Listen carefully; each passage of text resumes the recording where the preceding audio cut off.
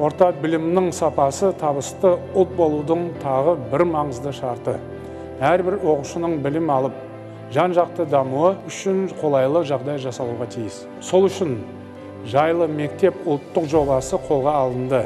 Бұл ауыл және қала мектептерінің айырмашылығын едәуір азайтады. Апатты жағдайдағы және үш ауысыммен оқитын мектеп мәселесін толық шешеміз.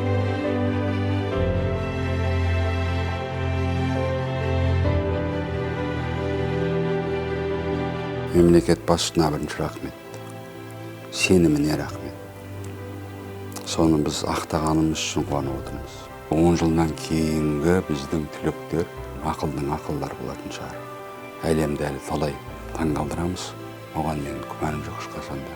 Ол ертең 10 есе 100 есе қайтарылатын қаражат. Адами капиталға деген үлкен инвестиция.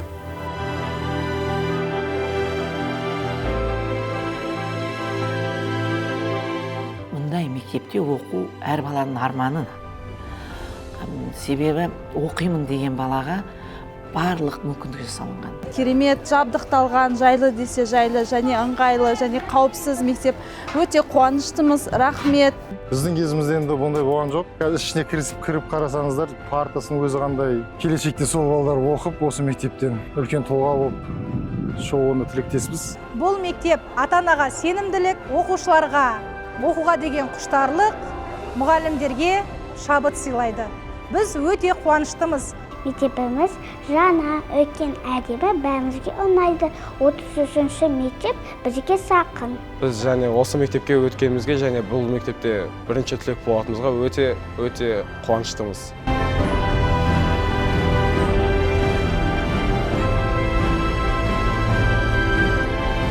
Я могу сказать, что этот опыт работы с единым оператором, он был очень действительно удобным, показательным. Сами проекты получились очень замечательные, они действительно получились комфортными.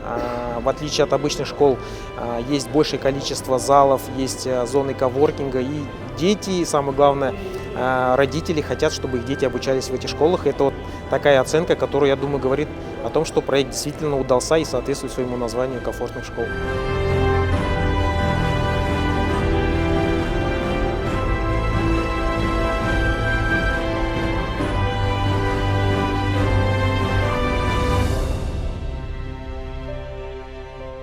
Барлық осы жобаға қатысты барлық мамандарға рахмет.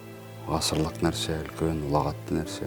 Мынау жексенбау, мынау кешау деген қарамай істегеніне рахмет, бас ием бәріне.